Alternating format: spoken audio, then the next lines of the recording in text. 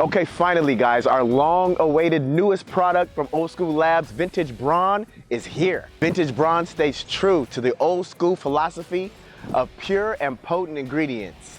No artificial ingredients, no gluten, no GMO, and no banned substances. And what it does have in each scoop is 24 grams of the strongest, most premium protein on the market. Eggs, milk, and beef fueled the golden era, just like Vintage Brawn will fuel you.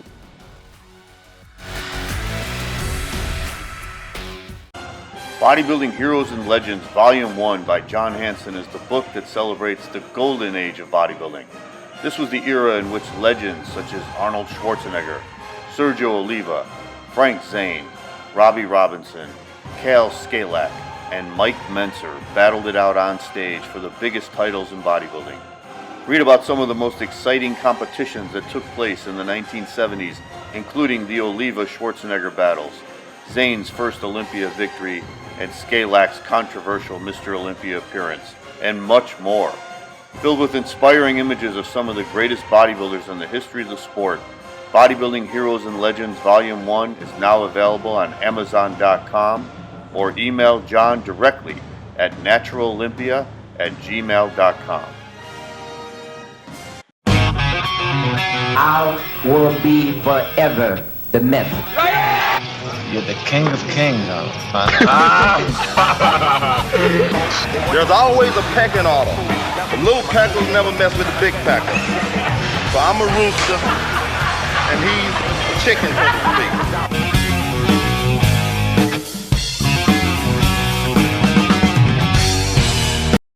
Go to 1961, and Ray Routledge was the amateur winner. And Ray was the Mr. America winner that year also. So he was another AAU Mr. America winner, comes over to London and wins the universe. Yeah. Yes, I'm pretty sure he was in the tall class. I haven't got the full 61 results up just in front of me now, but my memory is that he was a taller guy, and he was a very impressive physique. And as you said, he was a Mr. America as well. And Pierre Vandenstein, who we were just talking about, was first place in the short class that year. Yes, he was there for a number of years. And then also notable was Bill Pearl wins his first pro win. So he wins the professional Mr. Universe. So that goes along with his 1953 amateur Mr. Universe. And then in 61, he won his first pro win. Yeah, there's quite a few years between. Yeah, but he's only 31 years old when he won his first pro win. Yeah. He was probably still improving. Oh, yeah, I'm sure. Yeah. So then we go to 62, and Joe Abenda, also that year's Mr. America, and I remember that name, Joe Abenda, he wins the Mr. Universe that year. Yeah.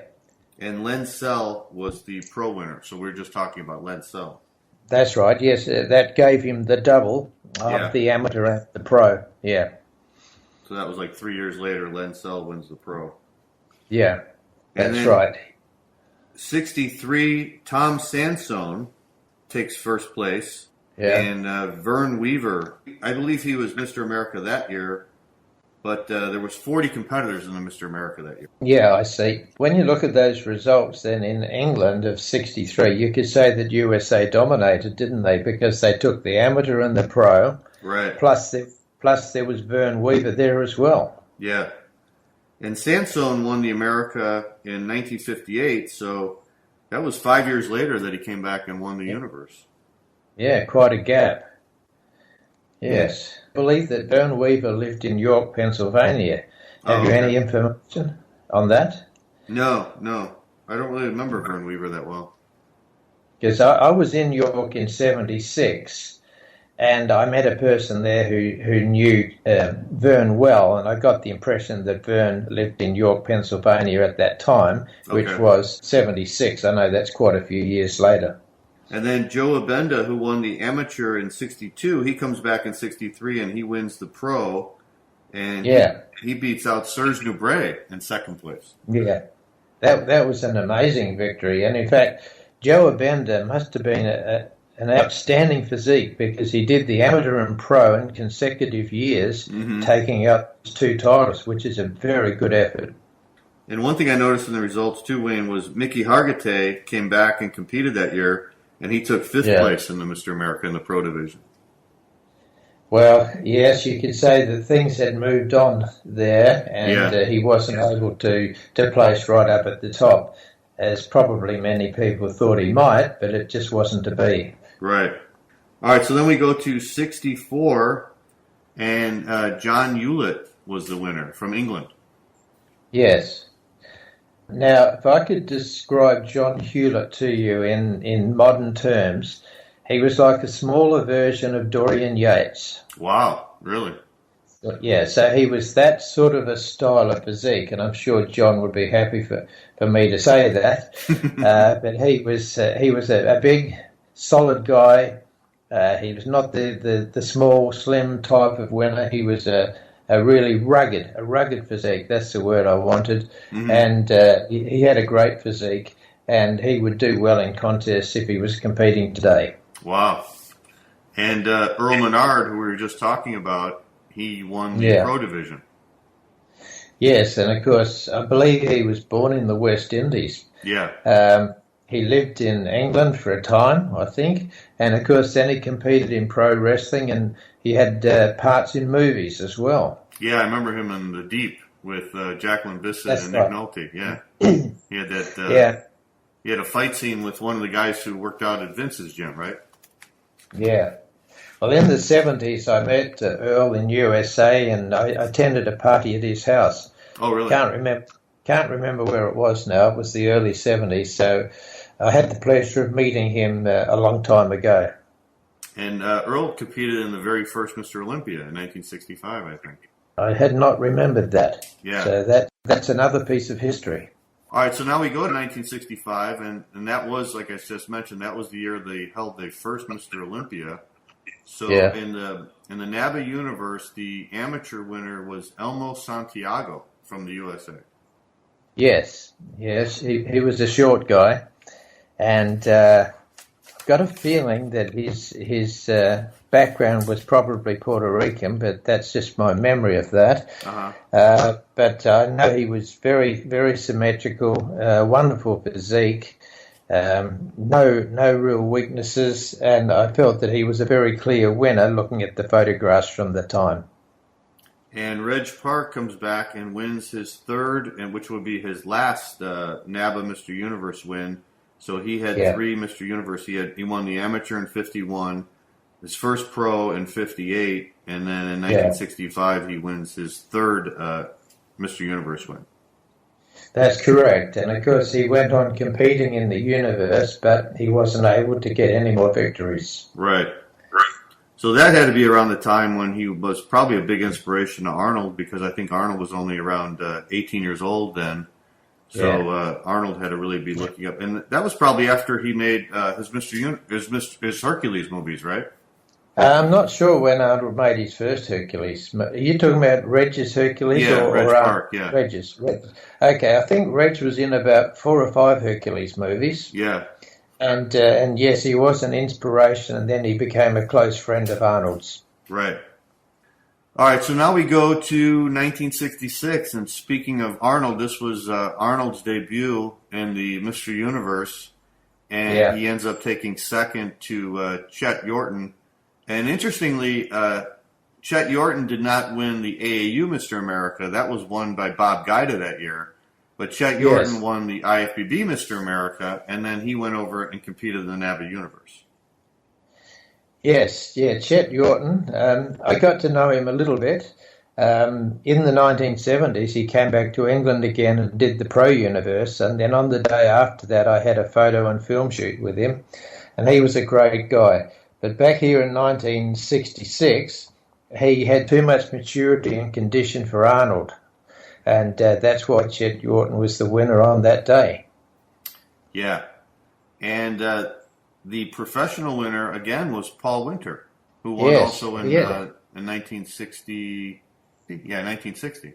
Yeah, Paul Winter had a fabulous career, didn't he? Yeah. Extending over a number of years. Paul Winter's physique kind of reminds me of like an early Serge Nubret. He wasn't really cut, but he had good muscle mass and really good shape. I remember he had a very pleasing physique. Very pleasing. He was like a small version of Serge Nubret because my memory is that Paul Winter was considerably shorter than Serge. So similar style.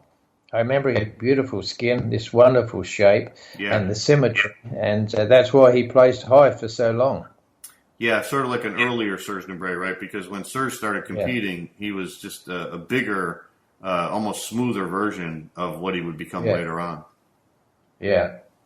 All right, so now we go to 67, and of course this was Arnold's very first Mr. Universe win, and he comes back and he wins the amateur division, and there was really a great lineup and a lot of great future champions. Because Dennis Tinerino took second to Arnold in the tall class, and Dennis Tinerino was the AAU Mr. America winner that year.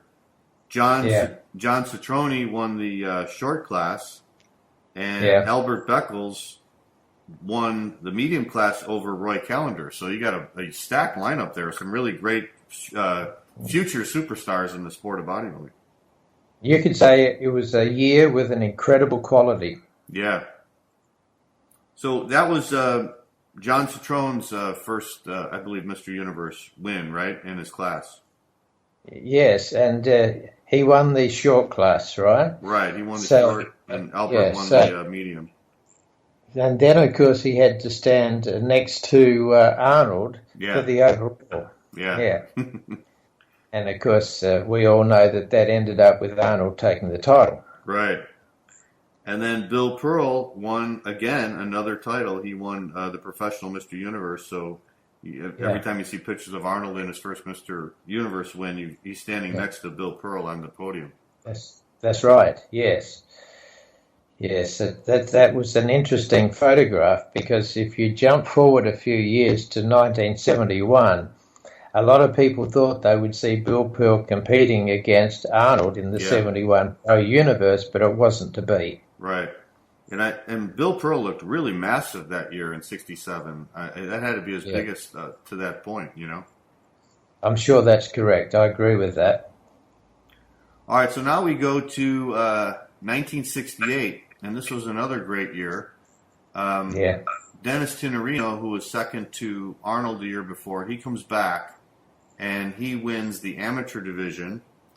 And I believe Jim Hayslop, who was that year's Mr. America in 1968, he takes second place to Dennis. Wilfred Sylvester wins the short class, beating out Franco Colombo, who took second. But that was another stacked lineup in the amateur division. Yes, well, that was quite a hell of a contest, and what a list of competitors that you've just read out there. And then what was interesting, I noticed in the notes here, Wayne, was they had a most muscular award, and Franco won that. Yes, well, that doesn't surprise me, and I wonder if that was the first year they had that subdivision. I think possibly so. It was. I never noticed it before that year. Yeah. Yes, so, a lot of people don't know that Franco had a NABBA career as well as his IFBB career. Right. So Arnold wins his first pro title that year, and he beats out John Citrone. Is it Citrone or Citroni, Wayne? I think Citroni is probably correct. Okay.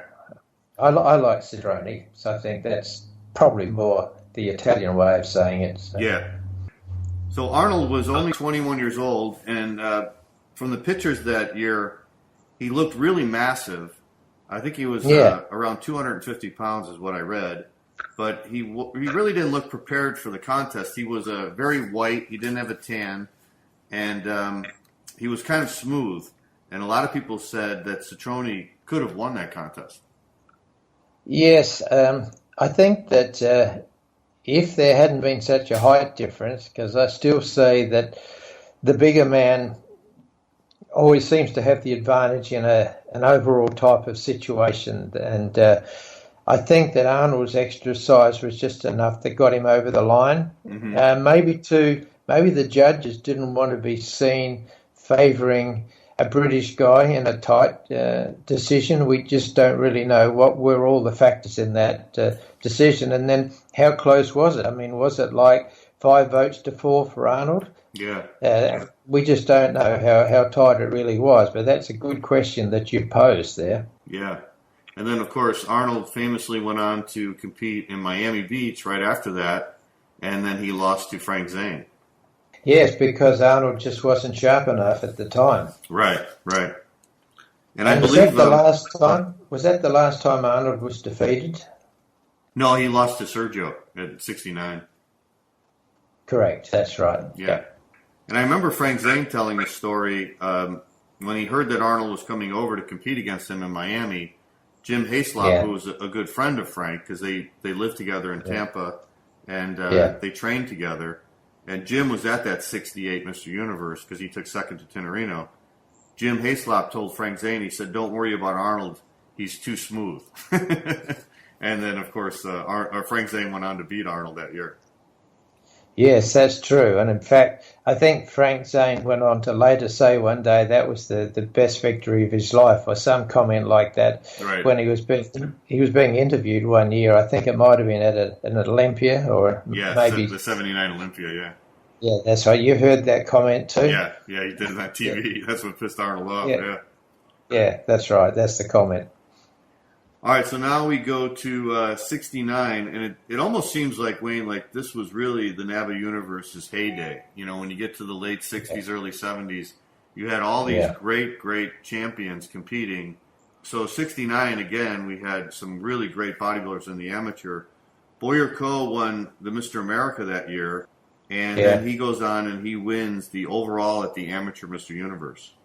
Yeah, that's right. And wasn't Jim Hayslop in the mix that year as well? Yeah, Jim came back, and he won the tall class, and Boyer won the medium, and Franco won the short class. Yeah. So it was really an American-dominated year, wasn't it? Yeah. And then in Boyer Coe's class in the medium, Albert Beckles again was second place, and Roy Callender was in third place. So you had some real superstars in that contest. Yeah, and here's another thing too. In 1969, Arnold was then living in USA. Right. Because from research I've got from David New, it appears that Arnold moved to USA in 1968 after the NABBA Universe. Yeah. So he was now living and training in USA in the 69 contest period. Yeah, because in 68 he won the Universe second time in NABBA. Then he went over and he lost to Frank Zane right after that, and then he stayed in America after that. That's correct, yeah. That's an interesting little bit of extra history on Arnold and his connection with USA, and then how he later went on and he has dual citizenship of USA and Austria. And what were you mentioning about his visa, Wayne? You knew some details about that. Yes, I got it off the website. He started out with various types of visas, and then he had a green card, and then he qualified, I think it's 5 years later, for a USA citizenship. Mm-hmm. And then he waited a little bit longer because it was then possible to keep his Austrian citizenship and also to have USA citizenship. So what I read is he's a dual citizen of both countries. So that's just a little bit of an aside on Arnold's background and history. And people are so interested in Arnold, I thought it was worth mentioning. Yeah. So the visa that he had the first year, he wasn't allowed to work until the second year. Is that correct? I think that's probably how the visa worked. Apparently, Joe Weider arranged the first visa for him. Mm-hmm. And then there was a better version after that, maybe the second year. And then later came the green card. And then once you've got the green card, I understand you're pretty much set then. You're on your way to becoming an American citizen. Yeah, because I think Arnold's original plan when he first came over here in 1968 was just to beat all the Americans and then go back to Europe. And I think Joe Weider was even talking about having him be like the European representative for Muscle Builder or for Weider Enterprises over in Europe. But then he eventually decided, I guess he loved America so much, after a year of being in America, he wanted to stay. Yeah, I think you're pretty right there. That's how it started out. And I believe his first car in USA was a VW Beetle. Have you heard that story? Yeah, he could barely fit in it. That's right. That's the one. So Wayne, looking at the pictures, I know you weren't there in '69. You were there the following year. But what do you think about Boyer Coe beating out Jim Hayslop? I mean, do you think that was a good decision? Well, I'm glad you asked me that, because I was just mildly disappointed, because I thought that Jim Hayslop, from what I saw from the photographs, had that title, but that's not the way the judges saw it. And one of my biggest regrets is that I never saw Jim Hayslop on stage. I missed him by 1 year, because I started to go every year from 1970 onwards, and of course 69 was Jim Hayslop's last Universe. So I regret missing seeing him, but perhaps I'll get to visit him when I visit you in the not too distant future. It might be possible. Yeah, I'd love to set that up. I'd put it this way. I think Jim Hayslop might have been unlucky in a very close decision. That would be the nicest way to put it. Yeah.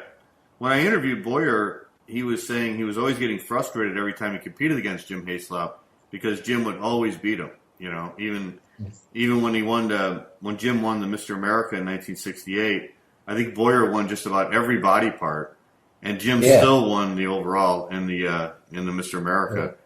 So the first time that Boyer ever beat Jim was at that Mr. Universe in 1969. Yeah, well, that must have felt pretty good for Boyer, I would think. Yeah, for sure. We go to the pro division that year. Arnold wins the pro.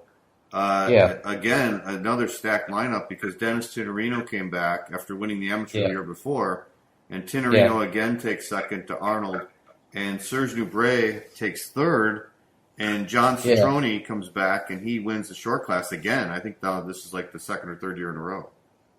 Yeah, so that was an incredible lineup and a very strong year, wasn't it? Yeah.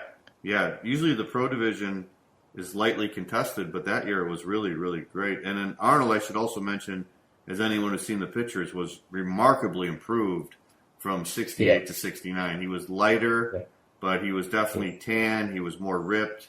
And that was the year, I believe, he took second to Sergio at the Mr. Olympia. Yes, and also that was another occasion when John Citrone stood next to Arnold for an overall pose down. Yeah, exactly. All right, so now we go to 1970, and I think, Wayne, if you're looking at the whole spectrum of the NABBA Mr. Universe, 1970 had to be one of the most outstanding years. Don't you agree? Absolutely. At the very beginning of the year, I had a premonition and a feeling it was going to be a very special year. I also had a feeling it would probably be Arnold's last NABBA Universe. So I started saving up and arranging time off work, and I managed to get myself there for that 1970 Universe. And the extra bonus was also seeing Dave Draper competing in that contest. And, of course, Reg Park, Arnold, and then you had Frank Zane in the amateurs. And they were just some of the stars. I'm sure you're going to remind me of a few other stars that were there that year. Yeah. So how did you arrange that, Wayne? I mean, did you call up, who was promoting the show at the time? Was it Oscar Heidenstam? Yeah, Oscar Heidenstam. And I had been writing articles for Oscar for a number of years. So he knew who I was. And he was very kind to me when I got over there, and I'd meet with him in his office. And he made sure I had a good seat in the audience. And at the prejudging, I remember standing up, because the prejudging was held in a hotel ballroom. Okay. And that was on the day before the contest. And the hotel has since been demolished. But the one interesting thing, Dave Draper nearly missed the prejudging. The warming up was downstairs, and he didn't hear the call that he had to be on stage. And I remember them saying, I think it was Oscar, that if Dave Draper's not here in 1 minute, he's out of the contest. Wow, no kidding. And then suddenly Dave came rushing out onto the stage and said he didn't know that they'd been calling for him. So he was in the contest, and he subsequently took third place, and Reg Park got second. Yeah. But I saw it really as those two positions reversed, and of course Arnold was a very clear winner. So talk a little bit about that prejudging, Wayne, because I've seen pictures, I'm sure a lot of people have seen pictures of the NABBA Universe, and it's quite unlike anything we see today, because it wasn't held in a theater, it wasn't held on a stage. It was No. literally held in a room, and the bodybuilders were right in front of the judges, and there was no lighting. It was just flat, regular room lighting. So it was really, really unique. It was raw. That's the best way to put it. And it was very basic. It was as honest as you could get from the point of view that there was nothing to artificially improve or enhance anything. As I said, the bodybuilders would pump up downstairs and run up on stage. The judges were sitting at makeshift tables.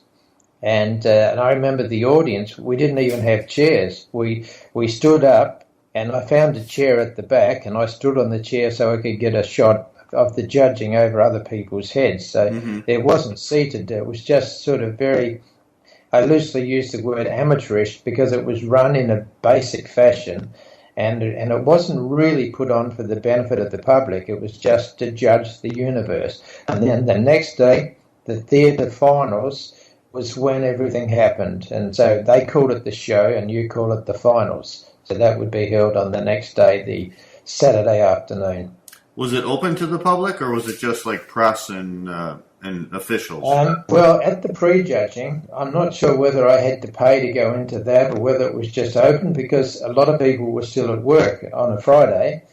On the Saturday, of course, you had to have a proper ticket because it was in a nice theatre. Without getting out my program, because I've got all the programs, I'm guessing it might have been in the Victoria Palace, and that's a nice theatre in London. So, of course, that was all proper, very professional seating. Yeah. And I can remember there was a guy walking up and down the aisle the whole time to make sure that people weren't taking photographs or a movie, because at that time it wasn't allowed from the audience. And how did you get around that? Because I know you've got footage of that contest. I got my camera out at the right moment, usually when the guy was walking away from me down the aisle, and luckily that was always when the most important people were on stage.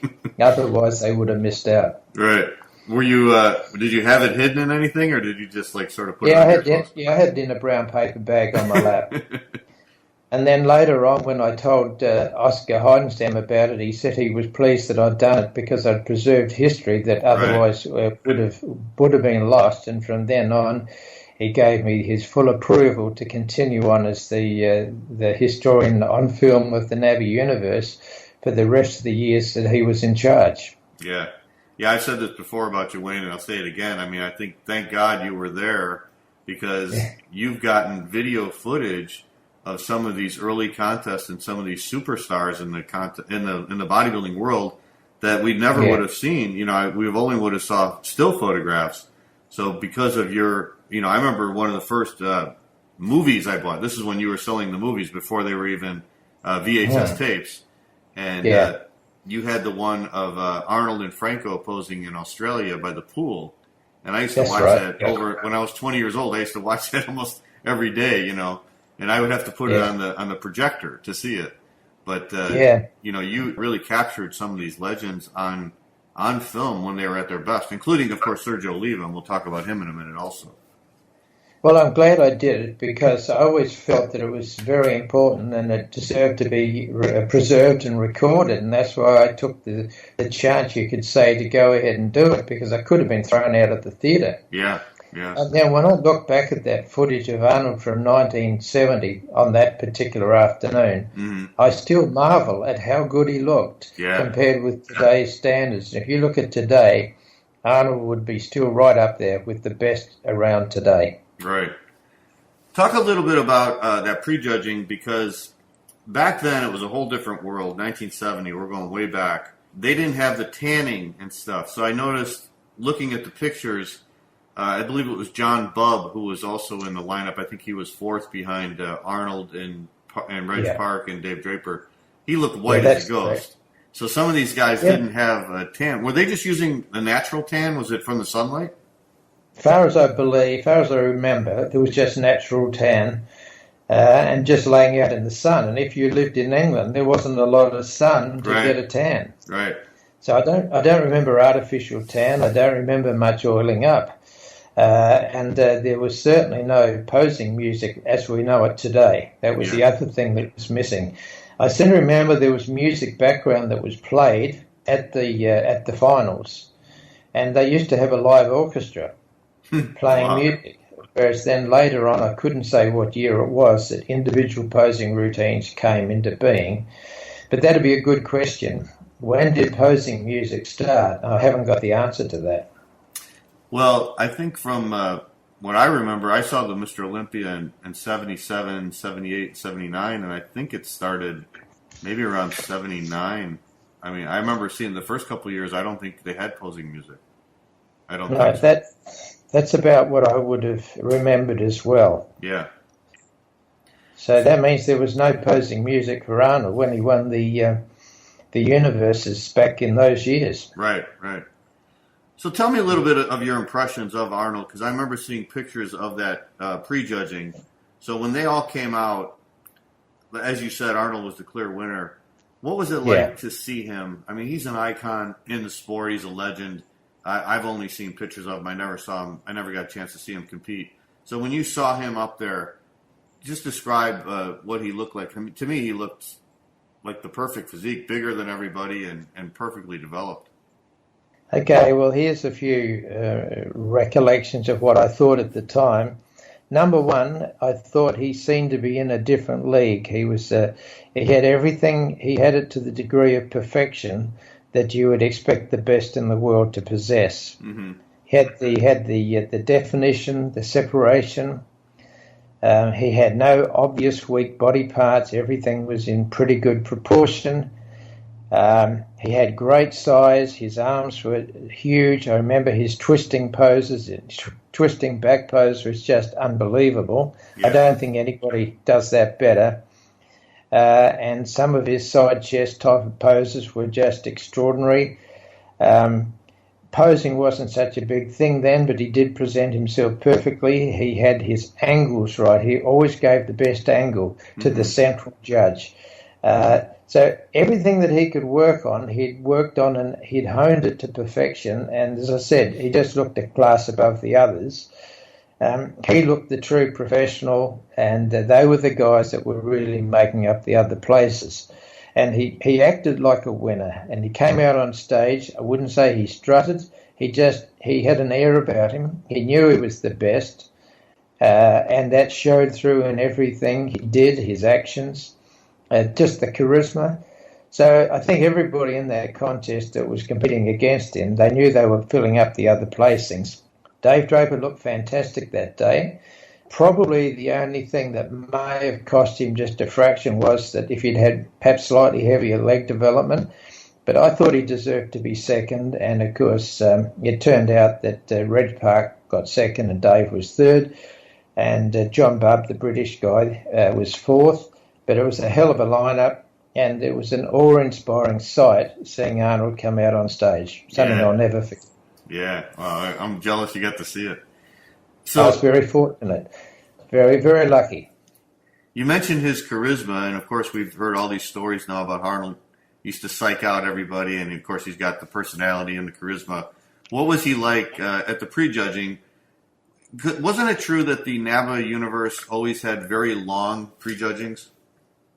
I would say that's correct because everybody got such a fair go. Mm-hmm. So if you could say there was slightly better light left of centre, for example, then I would say that they would move the bodybuilders around so that everybody got a chance in the best light.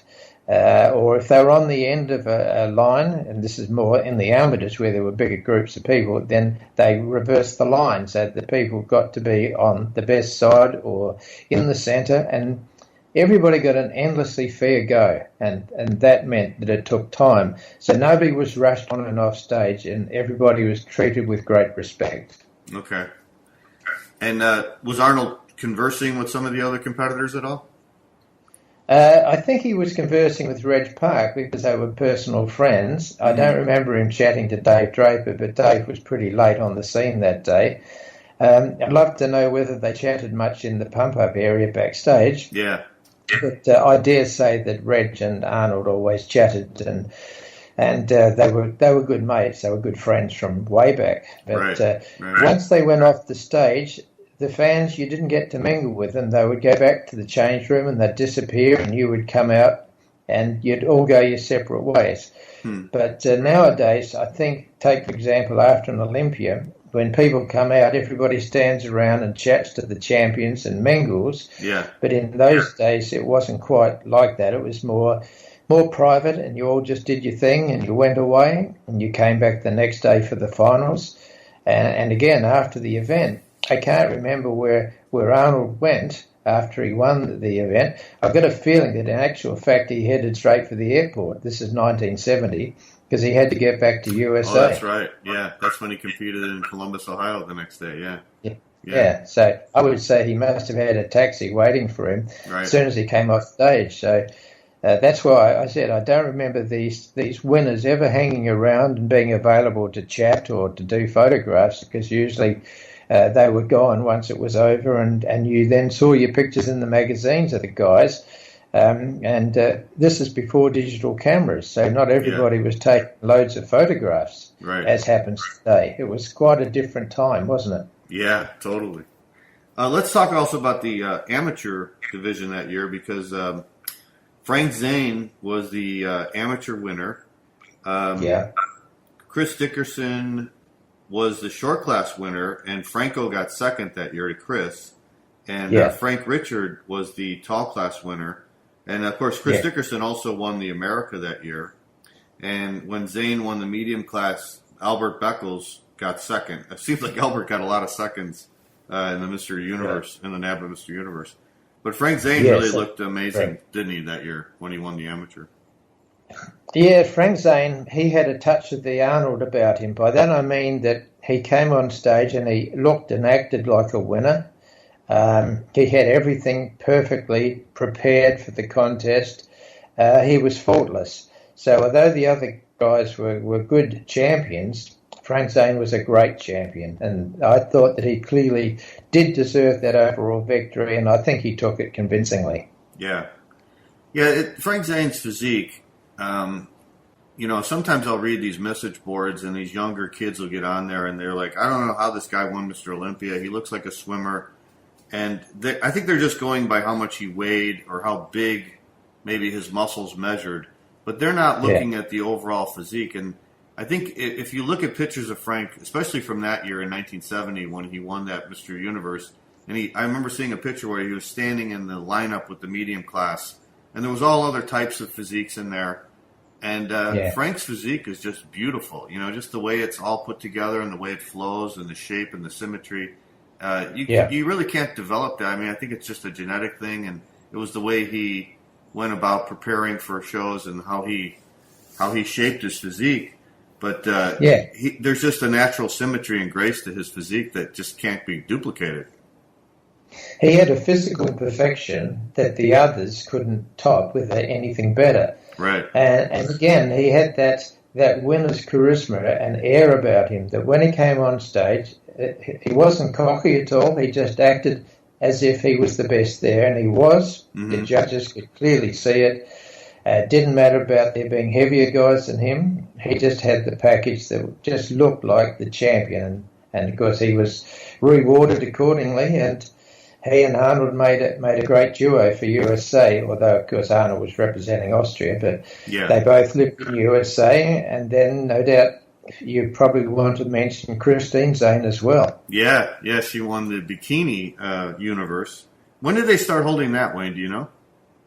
I'd have to check my records, but I would say it was probably late 60s, if not maybe even 1970. I'll have to look at my past list of winners because I didn't look at that when I was running through all the winners today. And then when we do part 2 of this interview later on, there's a guy representing USA who won the Masters Universe, but we'll come to him in our next chat. So I must have a look back and see when the Bikini Universe started, and that's what it was called. In those days, it was called Miss Bikini, and it was roughly equivalent to, say, the figure class of today. That's really what it was, but they just called it Bikini. Yeah, and that was a great classic photograph with Frank and Arnold and holding Christine in the middle. Those were awesome. Yeah, I have that original of that photograph hanging in my home gym. Wow. So what did you think about some of the other amateur competitors like Dickerson, and I think Boyer Coe was there, and Well, Boyer Coe actually was in, didn't he win the short class in the pro division? Yeah, that's correct. And of course, with Dickerson, you could see that there was the makings of an absolute future champion, because he had practically everything in his package that he presented. About the only thing you could say he didn't have was massive arms, but everything else he had was near perfection, and you could see that he was going to be a champion, and that continued on. He was a champion at NABBA, and ending out his career with the 1982 Mr. Olympia title. So, yeah, you could see great things coming from Chris Dickerson, and Boyer Coe was also right up there as well. What did you think about Dickerson beating Franco? Because I remember Franco complained about that for many years after that, saying Chris Dickerson never should have beat him because Franco was more muscular and more ripped. Yes, those two comments are correct. He was more muscular and more ripped. Probably the only thing that I think that got Dickerson in front of him was I think he had slightly better symmetry. Mm-hmm. His stage presence was very smooth, very professional. Franco was more Herculean, but the judges didn't go for his overall look, and they just preferred the overall style and symmetry of Chris Dickerson, and it had to be very close, and I think it came down to a personal preference for style of physique. Yeah, and Dickerson had great legs back then, and I think in 1970 there weren't a lot of guys who had great leg development, correct? That's correct, and even though Franco had pretty reasonable legs, Chris Dickerson had superb legs that were just almost dominated his physique. When you looked at him, you saw the calves, and you saw the rest of the physique after that. And how about Albert Beckles? What was your impressions of him? Albert, well, he was often a runner-up, as you said. Mm-hmm. He did get some good victories as his career went along, and if you look at it further down the track, he had some incredible victories at the Night of Champions in the IFBB Pro League. Oh, yeah, for sure. In the amateur years, maybe he wasn't quite as defined as he later became as his career matured, and I think that's probably why Albert didn't win more titles as an amateur, although he did win that 1971 IFBB World Championships, or Mr. Universe, whatever you want to call it, and he was absolutely outstanding in that contest. And that was just a week after the NABBA Universe. So he was right up there. Best arms, I think, or equal to the best arms I've ever seen. But maybe symmetry sometimes allowed him to be beaten by other top amateurs in the universe. Yeah, speaking of symmetry, it seems like the NABBA Universe always put a big focus on that. It wasn't just about size and about muscularity or definition. A lot of it was the symmetry, correct? Yeah, yes, it wasn't the biggest wins because a lot of the overall winners did not come from the tall class, which is like the heavyweight class, so to speak. A lot of them came from the short class and the medium class. So they were looking for symmetry, for the total package, and not just for the biggest, as sometimes perhaps happens a bit more today. Yeah. All right, thanks for listening to another episode of the Bodybuilding Legends podcast. I want to thank my friend Wayne Gallasch for calling in from Australia and giving me that great interview. And next week, we will have part 2 of our interview, where we start off talking about the 1971 NABBA Mr. Universe and go up through the 1970s. Again, there's so much history and there's so many competitions and there's so many great legends to talk about that we had to split this interview into a couple parts. So we will be talking to Wayne again next week about the rest of our conversation. So join us next week on the Bodybuilding Legends podcast. I want to thank our sponsors, Redcon One, Old School Labs, and Florida Alternative Medicine for sponsoring this episode of the Bodybuilding Legends podcast. Happy New Year again, everybody, and we will see you next week. Take care.